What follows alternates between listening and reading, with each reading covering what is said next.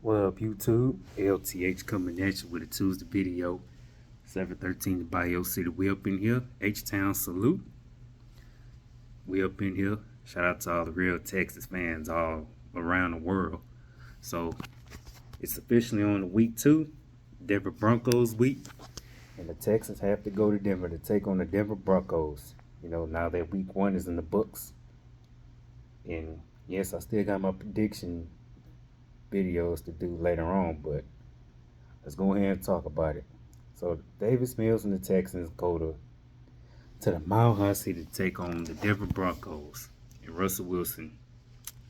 And I did manage to watch that Monday night game last night, and I gotta say the Seahawks beat them, but the Broncos pretty much beat themselves up with crucial penalties, 2 fumbles in the goal lines, which is brutal to end the drive on 2 fumbles by Williams and Gordon, the fumbling machine at that. And then of course the boneheaded decision, the Nathaniel Hackett to kick the 64-yard instead of trusting Russ to go for it, putting Denver in better position to win the game. And of course he missed the kick and Seattle ended up pulling it out. Yeah, I can't say that Russ had a bad game, but it could have been a lot better. But that was Monday night. It's time to talk about the Texans now, Sunday, which will be an afternoon game by 3:25 Central, which I'll be able to watch. I want to talk about keys to victory, but I want to do more about what needs to happen more often. Yeah, I can link it together, but yeah, what needs to happen more and what needs to stop. You know, Defense can't be on the field for a long period of time. Yeah, I wouldn't mind giving the defense doing what they got to do to put the offense in better position of scoring, but defense can't be out on the field for a long time because I understand Russell's going to tear that defense apart, not just through the air, but through the ground game as well.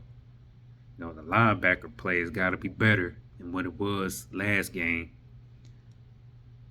Linebacker play got to be better, and the D-line also got to play better as well.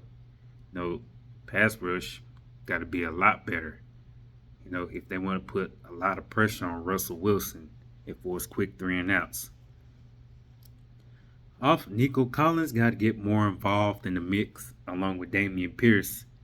Feed Dameon Pierce more because Burkhead is not trustworthy.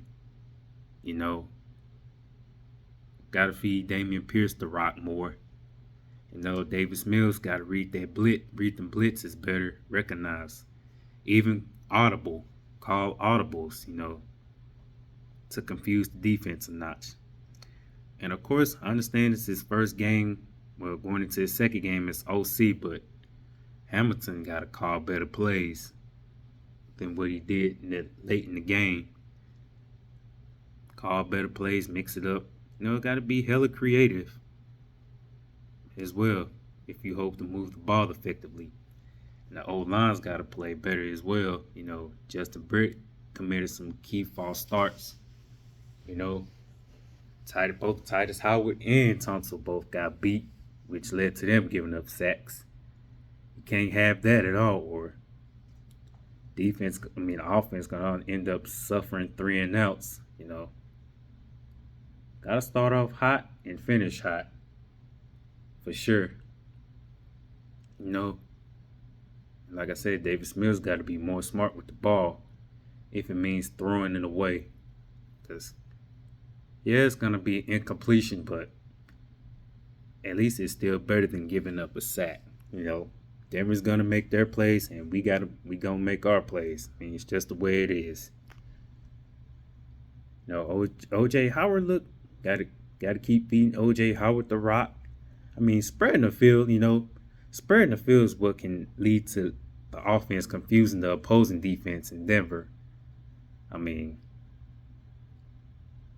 That's what I can tell, that It's part of keeping the opposing defenses guessing. You know, protect the football because Denver's going to be looking to force turnovers as well. Protect the football. Don't throw in the no double or triple coverage. Like, don't force feed any receiver or any tight end because force feeding is what could really lead to dumb interceptions. You can't have that. You got to see who's wide open.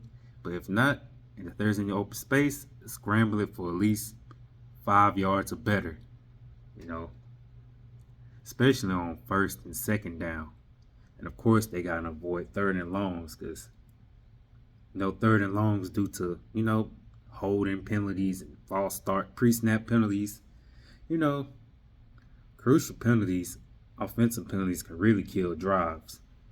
And same for defensive penalties, what can really lead to the defense standing out there for too long, giving the opposing offenses too many chances. You can't do that against Russ, or he's going to pick apart that defense, that Texans defense.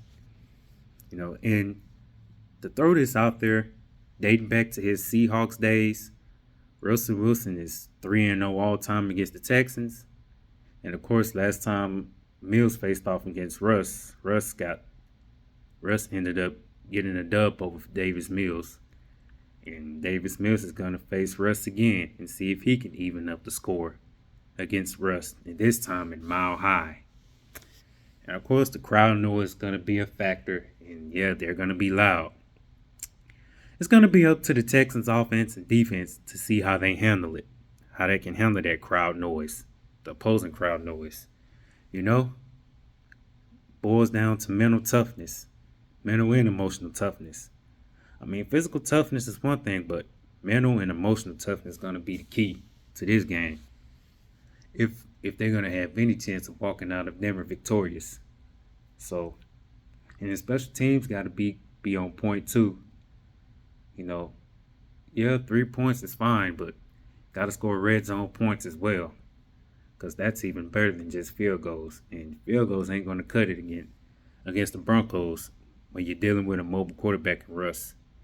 And I say the Broncos do got some weapons. Jerry Jeudy, Cortland Sutton, and KJ Hamler. I kind of bet that their tight end and their other tight end. And I know Melvin Gordon's a fumbling machine, but Devontae Adams, he's pretty good.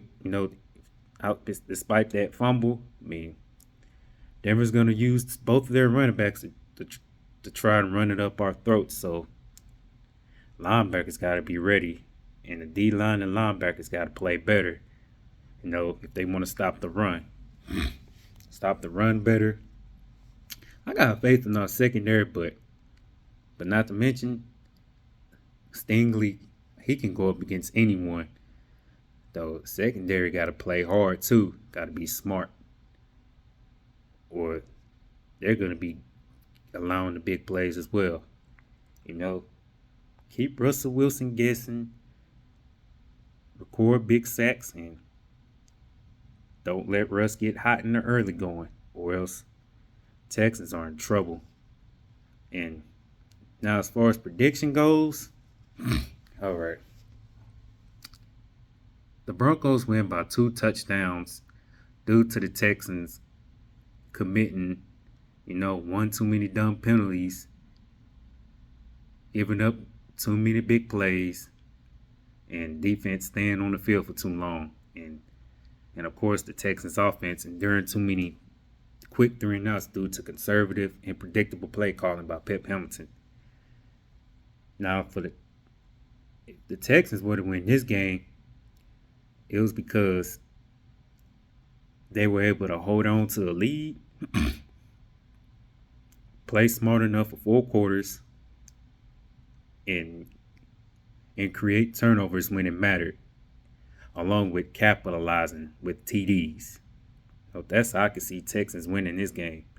But if I was to do an overall prediction of how it might turn out, as much as I don't want to see Houston fall to 0-2, I'll say Denver wins by 2 touchdowns. I mean, I could be wrong, but hey, nothing is guaranteed, meaning everything's possible.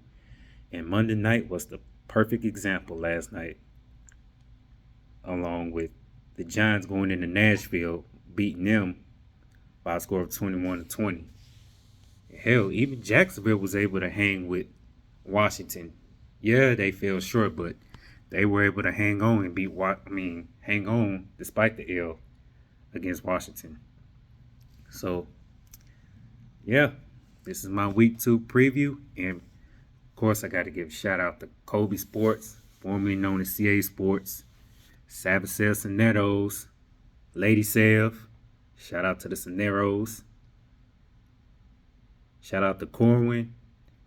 Forgive me for not shouting you out, but I'm shouting you out in this video. Shout out to Corwin. Shout out to Mile High 6. Shout out to the brother David from Colorado. Big shout out to you. Yeah, I did manage to catch a video. And also, shout out to Mile High 6. And A Fizzle, shout out to you also. So, there you have it. You know, to my prediction, week 2 pick'em videos. LTH checking on up out of here. Let's go Texans. H-Town salute. I'm out.